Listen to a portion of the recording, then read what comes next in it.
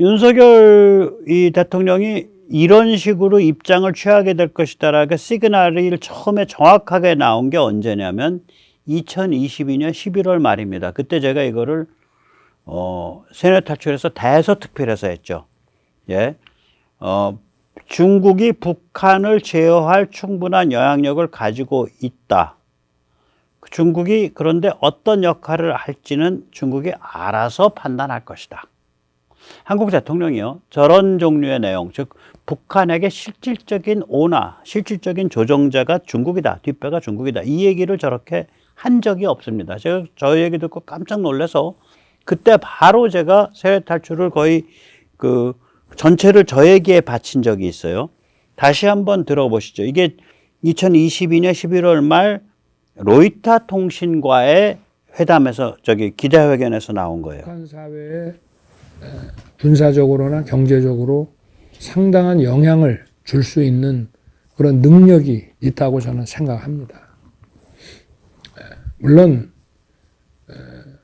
어느 정도 영향력을 행사하고 북한의 핵 개발과 핵 위협을 제지하면서 한반도의 평화와 안정을 꾀하는 데 기여할 것인지는 그거는 뭐 중국 스스로의 판단에 따르겠죠. 네. 이제 백모식의 노골적 화법으로 하면 저 빨간색으로 이렇게 덧칠해 놓은 저런 내용이 되는 거죠. 야, 북에 말이야, 핵미사일 뒷배가 너희 중국인 거 다 알아. 좋은 말로 할 때 북한 주저앉혀라. 그 소리예요. 지금.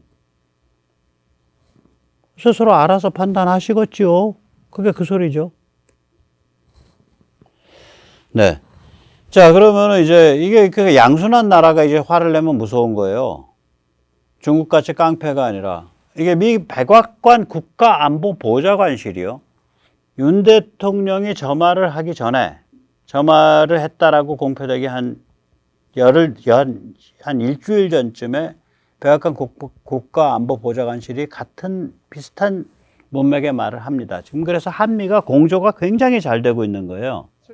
중국이 북한을 제대로 통제하지 못한다면 미국의 안보 군사적 변신은 점점 더 늘어날 거다. 그 얘기를 했거든요. 그리고 난 뒤에 12월 달에 이미 잠을 서태평양 지역으로 보냈으니까요. 서태평양 지역에는 이제 두 척의 항공모함이 상주하게 되는 것이죠. 그러니까 이때 이제 제가 알기로는 이제 제이크 설리반 그 국가안보보좌관이 직접 말한 게 아니고 대변인 전략소통관 커비를 통해서 존 커비를 통해서 얘기를 했죠. 존 커비를 통해서 얘기했는데 저게 이제 그게 없는 이유가 동영상이 없는 이유가 인터넷으로 기자들과 이제 가상 기자회견을 해서 동영상이 없어요. 이런 말을 했다만 나와요, 보도가. 근데 이제 이런 얘기, 지금 방금 얘기했던 것처럼 중국이 북한을 제어할 힘을 가지고 있다고 우리는 알고 있다. 그런데 중국은 이를 사용하지 않고 있다고 우리는 믿는다. 윤 대통령이 한 말과 거의 비슷한 시점에 거의 같은 문맥의 얘기를 하고 있는 거예요. 이것도 이제 백모식의 화법으로 좀 험하게 표현하면 이렇게 되는 거죠. 북의 핵과 미사일 도발의 뒷배가 너희 중국인 거 다 알아. 너희 그러니까 좀 착하게 처신해라. 좋은 말로 할 때. 그 소리예요. 너희가 제어하지 않으면 현시, visibility 아니에요. 전략 자산을 그 지역에서 계속 등장시키겠다. 보여주겠다.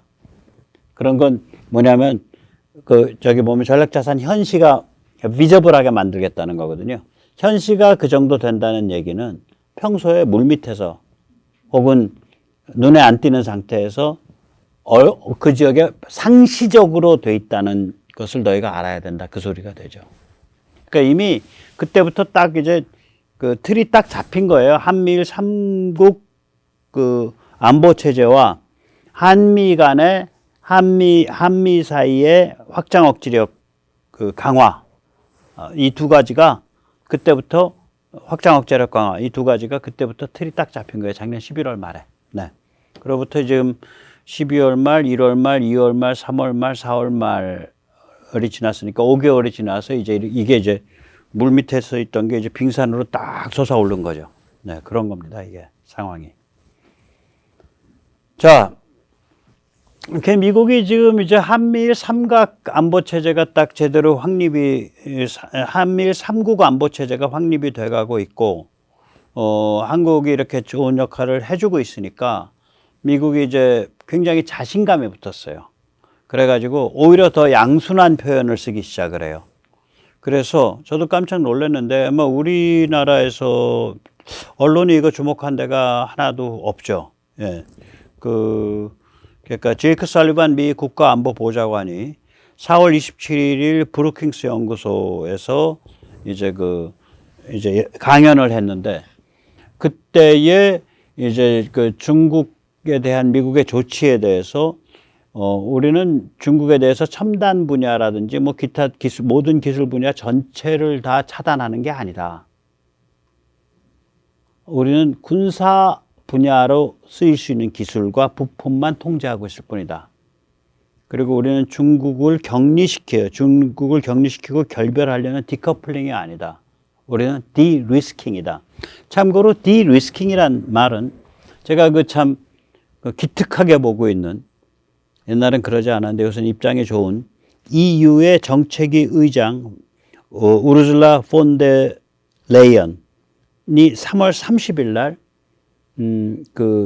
유럽에서 연설을 하면서 차이나 디리스킹이란 단어를 썼어요. 그러니까 중국이 여러 가지 위험 요소가 많기 때문에 중국에 의한 위험 요소를 줄여나가는 관리 작업을 해야 되고, 그 위험 요소를 줄이는 것 중에 하나는 뭐냐면은 이제 군사 목적으로 사용될 수 있는 첨단 기술과 부품을 중국에 제공하지 않아야 되고, 그 다음에 중국이 뭐 좀 이상한 짓을 했을 때 그 세계 공급망 사슬이 교란되지 않도록 세계 공급망을 다변화시켜야 되고, 그 다음에 중국이 과도한 독과점적 영향력을 갖고 있는 핵심 자원, 예를 들어서 히토류 같은 것들을 다변화시켜야 된다. 뭐 그걸 이제 디리스킹이라 그러는 거죠. 그리고 중국에 대한 투자를 줄여야 된다. 결국은 디커플링이에요. 근데 훨씬 더 상대방의 리스크가 있는 존재고, 우리는 그 리스크를 피하기 위한 거다라는 그런 얘기가 되는 거잖아요. 그러니까 디커플링보다 훨씬 더 편한 얘기죠. 우르줄라 폰데어 레이언이 백모보다 훨씬 이야기를 잘 짓는 것 같습니다. 제가 언제 시간이 되면 찾아드릴 텐데, 디커플링이란 단어는 제가 전 세계에서 제일 먼저 썼습니다. 미국에서 디커플링이란 용어 나오기 전에 그때 이제 어떤 분이 당신 거 증거 내봐 하는데 증거 드릴게요. 너무 바빠서 찾으면은 그거 몇 개월 전 거 나와요. 디커플링. 아마 그게 트럼프 때부터 쓴 것 같은데, 거의 아니면 바이든 초기 때부터 썼어요. 디커플링이란 용어가 미국에서 나오기 전에 굉장히 먼저 썼어요. 왜 그러냐면 제가 처음에 그걸 디스인게이지먼트라는 용어로 썼거든요. 그렇게 한 2, 3주 쓰다가 2, 3주인가 한 1개월쯤 쓰다가 디스인게이지먼트 하면 이 의미가 좀 혼란될 수 있어요. 왜 그러냐면 인게이지먼트가 엮인다라는 뜻도 있지만 싸움을 진행한다라는 뜻이 있거든요. 그러니까 싸움하던 거를 안 하는 상태가 되는 것, 그것도 디스인게이지먼트가 돼요. 그래서 그거는 단어가 중의적인 뜻이 있기 때문에 인게이지먼트, 약혼이라는 뜻도 있지만 싸움한다는 뜻도 있단 말이에요. 엮인다, 약혼한다라는 뜻도 있지만, 그래서 디커플링이 맞다. 그래서 디커플링이라는 단어로 그때 바꿨거든요. 그러니까 단어 선택을 그때 고민을 했었다고요. 이게 무슨 얘기냐? 미국에서 그 단어 안 썼기 때문에 고민한 거죠. 미국에서 그 단어 쓰고 있으면은 그냥 쓰면 되지. 고민할 필요가 없죠.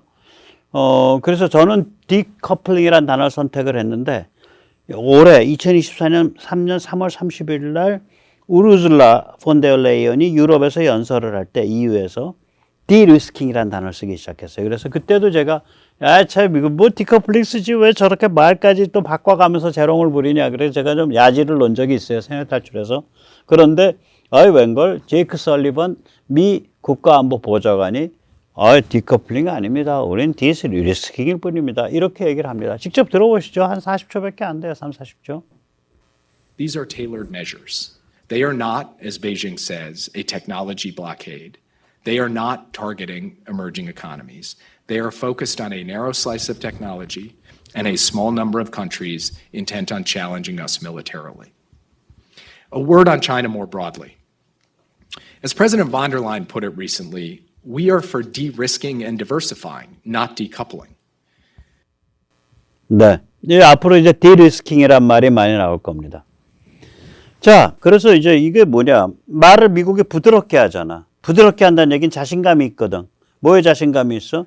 한미일 삼국 안보 체제가 만들어지고 한국을 워싱턴 선언을 통해서 한국에 대해서 한반도에 관해서 만약에 북한이 도발하면 핵무기 사용해버리겠다까지 해서 그게 딱 이제 틀이 잡히고 그게 그렇게 기세가 등등해지니까 어저께 말씀드린 대로 새가 붙어서 이제 필리핀이 막 이제 나서고 그 다음에 필리핀이 나서니까 이제 베트남이 나서고 필리핀, 베트남 나서게 되면 인도네시아랑 말레이시아 나서요. 빵 뺏길까봐. 그럼 남중국도 딱 커버된 거 아니야. 일본도 나섰고 이미. 동중국, 남중국 커버됐고 한국은 운명적으로 이건 최근적 독침으로 그냥 살기 등등하게 독침으로 중무장하고 중국한테 야 네가 북한 내세워서 한반도 도발해서 네가 만약에 북한 지원하면 북한 안 지원하면 북한은 그냥 가도 되는 거고 네가 북한을 지원하면 너랑 우리는 같이 죽는 거야. 한국은 지금 그 방향으로 가고 있잖아. 그러니까 미국이 이제 자신이 붙은 거죠. 우크라이나는 이제 또 잘 되고 있고 비교적 잘 되고 있어요. 우크라 아시겠지만. 그러니까 이제 그 자신이 붙으니까 우리 뭐 디커플까지 아니에요. 그냥 디리스킹입니다. 중국이 너무 좀 위험한 데가 있어가지고요. 근데 위험 요소 좀 관리하는 거죠. 뭐 중국 보고 뭐 나가서 너 따로 살아라. 우리 그런 매정한 짓 안 합니다. 네, 우리는 굉장히 우린 따뜻한 사람들이에요. 이렇게 얘기하고 있는 게 지금 이게 자신이 붙으니까 저렇게. 더 양순해지는 거예요. 겉의 모습이. 양순한 게 매서운 거죠. 그래서 나이 들어갈수록 남자는 아내가 무서워지는 거잖아요. 아내가 양순하잖아. 평생 양순하져요. 저는 몰라. 저 같은 경우 그래. 점점 무서워져. 자, 물론 이렇게 양순하게 하지만 또 가끔씩 이제 골지르는 호박씨도 좀 까야죠. 예, 유럽 같은 경우인데. 제가 이제 일본이 아마 우리의 훈련기 T-50 혹은 TA-50 혹은, 이제 육상무기, 뭐 전차라든지 장갑차라든지 천무라든지 이런 거를 좀 사줬으면 좋겠다. 그러면 양국 간에 좀 신뢰도 쌓이고. 근데 일본의 그 외교계라는 뜻의 The Diplomat이라는 일본 잡지가 있습니다. 일본의 군사 지정학 다루는 잡지예요. 굉장히 고급 잡지예요. 영자지예요. 영어로 발행이 돼요. 일본 매체 더 디플로맷이 엊그저께 4월 26일 날 한국을 극찬하는 기사를 썼어요. 그래서 여기 보면 South Korean industry arming NATO is a terrifying prospect for Russia. 케빈스 밀리터리 그분이 이걸 인용을 해서 제가 이제 직접 원문을 보고 확인을 해본 다음에 이렇게 짧게 저는 요약을 했습니다. 네. 그래서 여기 보면 이 제목 자체를 그냥 거의 직역을 하면 이거죠. 한국 무기에 의한 나토 무장에 의해서 그것 때문에 러시아가 공포에 질려 있다. 이런 정도 뜻이 되겠죠. 여기서 이제 눈에 띄는 거 한 대여섯 포인트를 말씀을 드리면, 그러니까 유럽의 K2 무장은 러시아에 대한 지상군의 힘의 균형을 깼다. 못 당한다. K2 못 당한다. 이게 왜 그러냐면 K2는 저거는 아브람스라든지 그 다음에 레오파드에 비해서 30년이 지난 다음에 설계가 된 거라서 질이 다르다. 그 얘기를 해요. 출발점이 다르다. K2하고 그 전에 미국의 아브람스 탱크나 레오파드하고는 출발점이 다르다. 또 러시아도 한국은 생각도 안 했고 러시아는 뭐 자기들 지금 탱크 개량 정도 가면 뭐 비슷하게 미국이나 유럽 거에 비벼볼 수 있다고 생각해서 개량을 안 했다. 러시아도 그렇게 서둘러서. 근데 이게 한국이 옆에서 퍽 치고 들어와서 이걸 전부 나토에 특히 동유럽 국가들의 공급이 시작돼 가지고 이거는 지상군에 있어서 러시아가 그냥 압도적 열세로 지금 들어가고 있다. 이런 내용이에요. 내용 자체가. 그 다음에 이제 한국은 우크라이나에 대한 직접적 무기 지원은 안 했지만 러시아와 나토 사이의 대립구도 그 균형에 있어서 심대한 영향을 끼치고 있는 중이며 나아가서 그렇게 동유럽 국가들을 러시아를 압도하게끔 신속하게 중무장시키고 있기 때문에 이 한국 무기 받은 폴란드 같은 데가 한국 무기 또 루마니아 같은 데 또 체코슬로바키아 이런 데가 이제 마음 놓고 옛날 구형 무기들을 우크라이나에 막 줄 수 있어서 우크라 전쟁에 대해서도 막강한 간접적 지원을 하고 있는 셈이다. 이 얘기를 하고 있어요. 특히 이제 포탄의 경우에는 우리가 이제 비축분 돌려막기 보충을 해주고 있잖아요. 백필링이라고 쓰더라고요. 그러니까 이제 미군이 세계 여기저기에 있는 비축분을 다 박박 긁어갖고 우크라이나에 주고 한국으로부터 포탄을 사서 다시 비축분을 채워넣는 그런 일을 하고 있죠. 그 다음에 이제 특히 지상군에 있어서 러시아 나토 대립구도의 게임 체인저라는 표현을 써요. 한국에서 판이 확 뒤집혔다 이거죠. 게임 체인저가 됐다, 한국이. 그리고 한국이 K2 전차뿐만이 아니라 K9 자주포, K239 천무 등 가성비 갑 지상무기 일체를 번개 같은은 제가 넣은 거고요. 아무튼 굉장히 신속한 납기 준수를 해서 공급해 줌으로써 지금 이렇게 확 전체 상황이 바뀌고 있다. 굉장히 중요한 역할을 하고 있다. 그거를 누가 얘기를 했냐? 일본의 군사지정학 잡지의 최고봉인 더 디플로맷이 영어로 써놓은 겁니다. 4월 말에. 그래서 일본도 착해지고 있는 셈이네요. 그 다 이제 모이고 있는 거예요. 이렇게 힘이. 네. 힘이 참 모이고 있는 거죠. 그래서 이제 또 가끔 골지르는 호박씨도 또 까야 되는데 이거 이미 까고 있죠. 예. 아까 이제 그 디플로맷은 이렇게 써 있잖아요. 한국 무기에 의한 나토 무장으로 러시아가 공포에 질려 있다. 오케이. 저걸 동남아시아로 바꾸면 어떻게 되겠어요? 한국 무기에 의한 동남아 무장으로 중국의 공포에 질려 있다. 중국이 지금 악소리도 못 내는 거예요, 저거. 저걸 악소리를 내면 중국 무기가 한국 무기보다 못하다는 걸 인정하는 게 되잖아. 악소리도 못 내고 있어요. 저거 이제 최선봉이 필리핀이죠. 그러니까 우리가 대만까지는 못 팔아요. 대만은 팔면은 지금 미국이 팔고 있고 그 다음번에 팔면 체코가 팔죠. 대만에 체코가 팔겠다 그랬고 그리고 이제 일본이 팔아줄 거예요. 무기를. 대만은 일본 비싼 무기 좀 사서 써도 돼. 예. 거기 좀 철딱서니가 없어갖고. 예. 일본이 팔아줄 거라고요. 그러나 우리는 필리핀에 팔고 말레이시아에 팔고 베트남에 팔고 인도네시아에 팔고. 그러면 저기 지금 쟤들이 저 분홍색으로 해놓은 그 남중국해 지금 저게 내 거다라고 지금 선거 놓은 거, 오줌 싸놓은 거, 마킹해 놓은 거, 그거 다 의미가 없어지죠. 필리핀, 말레이시아, 인도네시아, 베트남으로 딱 돼갖고.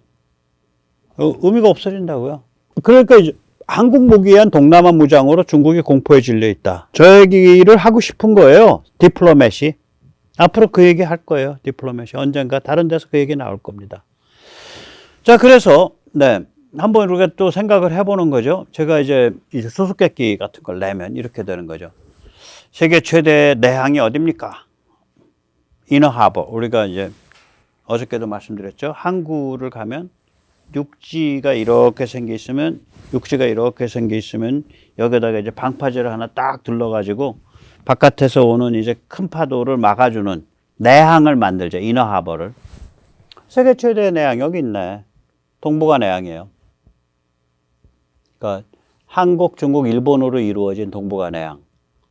그 내항에 있는 바다가 서해와 남해와 동해죠. 다 그거잖아요. 제가 동북아 내항이라고요. 저 달걀 모양이. 그 내항에서 그 태평양 나가는 통로는 딱 하나입니다. 미야코해로. 미야코해로의 대만 사이드가 미야코 섬이고요. 미야코해로의 일본 사이드, 그러니까 일본 큐슈 사이드가 오키나와 섬이에요. 그러니까 미야코해로는 오키나와의 미군이 한쪽 관문이고, 그래서 오키나와예요. 미국이 그래서 오키나와 섬에 간 거예요. 그냥 간 게 아니에요. 그 미야코 해로를 지키는 관문이라고요, 저게. 일종의 지브롤터 해협 같은데요, 저기가. 그리고 저쪽은 그 미야코 섬이고. 그 일본이 지금 저 미야코 섬, 그거보다 대만에 더 가까운 이시가키 섬, 그거보다 저기 대만에 더 가까운 요나구니 섬. 여기에 이제 일본의 지금 중무장하고 팩3 깔고 거기에 장거리 지대 함 미사일 깔고 장거리 지대 지 미사일 깔고 지금 그러고 있죠. 중무장했단 말이에요, 일본이. 저기를. 그래서 이제 다시 한번 세계 최대의 내항은 동북아 내항이다. 동북아 내항. 그거 제가 만든 거예요. 그래서 Northeastern Asian, 그래서 NEAS, 그 다음에 Inner Harbor, IH, 그래서 NEC. 동북아 내항이다. 그러면 세계 최대의 부두는 뭐냐? 한반도다. 동북아 내항의 한반도다. 어저께 말씀드렸잖아요. 딱 내항에 부두같이 생겼네. 일본은 방파제같이 생기고. 그 어떤 유튜브 분은 일본 부를 때 방파제 그렇게 부릅니다. 네. 그래서 일본이 방파제가 되는 동북아 내항이고 그 내항의 최대의 부두가 한반도예요. 한반도 자체가 부두란 말이죠. 그래서 이제 우리의 전쟁은 그러면 결국 이 내항 안에서의 전쟁이 돼요. 우리는. 그래서 우리는 대양 해군이 아니라 대중 해군이 중요해지는 거예요. 내항 안에서의 해군 작전력이 굉장히 중요한 거예요. 그래서 항모는 절대 그건 바보 같은 소리다. 저 내항에서 무슨 항모 쓸 일 뭐 있냐 이거지. 어저께도 말씀드렸으니까 이제 그건 지나가겠습니다. 냉전에 대해, 냉전 깨겠다고 쟤들이 덤볐죠. 네, 냉전 깨겠다고 덤빈 거예요. 그랬다가 그게 6.25죠. 냉전의 벽을 깨겠다고 덤벼서 6.25를 이제 우리가 한국 사람들이, 한국인이, 우리 선배 세대가 미국과 국제사회에 도움받아가지고 이제 마오쩌둥과 김일성과 스탈린을 쥐어패서 쫓아내버렸지. 그러니까 냉전이 한국인에 의해서 수복된 거죠. 그러니까 냉전 수복전쟁이에요. 그건 냉전 질서 수복전쟁이에요. 저희들이 냉전 질서 파괴 전쟁, 파괴 시도를 한 걸 우리가 물리쳐가지고 냉전 질서를 수복시키고 더 단단하게 만들었죠. 신냉전은 뭐냐면은, 신냉전은 원래 진행되고 있었어요. 중국에 대해서 진행되고, 러시아에 대해서도 진행되고, 러시아는 이제 냉전이 아닌 것처럼 보이는데, 실제로는 2014년 후에 러시아에 계속해서 적에 주어졌죠. 저기 경제 제재. 그리고 그러니까 러시아로부터 이제 아제르바이잔이라든지 카자흐스탄, 우즈베키스탄, 저기 투르크메니스탄 이 세 나라가 이제 오탄 중에 석유 가스 나오는 나라인데 거기가 자꾸 러시아로부터 빠져나가는 상황. 그러니까 러시아가 그 다음에 이제 미국에서 셰일 혁명이 터져가지고 그거 자체가 러시아의 석유가스 비즈니스를 이렇게 축소시켜가는 거예요.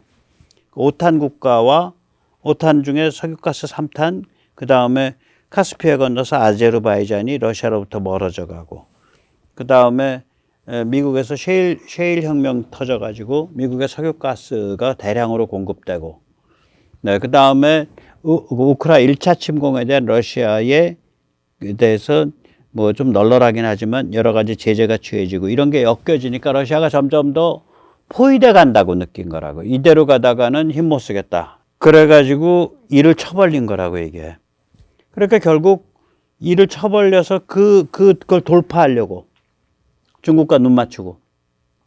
그러니까 신냉전은 이미 진행되고 있었는데 그거를 돌파하겠다고 벽을 깨고 덤빈 거예요. 우크라 전쟁이.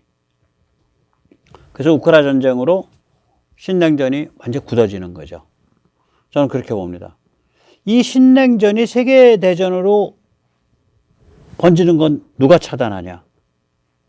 예, 한미일 3국 안보체제가 차단하는 겁니다. 예, 그래서 일본의 지금 역할이 계속 이제 앞으로 증가돼 갈 거고, 일본과 한국의 셔틀웨어가 굉장히 이제 활발해질 겁니다. 이제 주말에 시작되죠. 예, 주말에 5월 7일이니까 일요일 날 정상회담이 있는 거죠. 예, 일요일 날 정상회담이 열리는 건데 제가 월요일 날 다뤄드릴게요. 아마 굉장히 일본이 친한국적인 스탠스를 취할 거예요.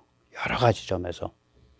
지금 일본도 한국과 잘 지내야 자기들의 리스크를 덜거든요. 어제 말씀드린 대로 이 한미일 삼각체제는 아베의 그 코드랑은 완전히 달라요. 예, 한국, 미국, 일본 셋 다 국운을 걸고 실존적 차원에서 자기 운명 전체를 걸고 중국의 제압 순치에 몰빵할 수 있는 나라들이고 셋 다 만만한 나라들이 아니죠. 최강의 나라들이죠. 그래서 저기 만 킬로 바깥에서 동아시아로는 병력을 제대로 보낼 수가 없는 군사력을 투사할 능력이 없는 인도라든지 그다음 6,000km 그것도 이제 저기 시드니나 이런 데 말고 노던 테리토리 제일 북쪽 지역 기준으로 6,000km 떨어진 군사력 약체 호주 이런 데 말고 진짜 선수들끼리 모인 게 이게 한미일 삼각 안보 체제고요. 지금 우크라 쪽에서 러시아가 완전히 작살나는 게 정해졌기 때문에 이 신냉전을 세계대전으로 번지지 못하게 딱 안정판 역할을 하면서 중국을 제압해가는 그 주역이 될 겁니다. 네, 오늘 여기까지 모시겠습니다. 감사합니다.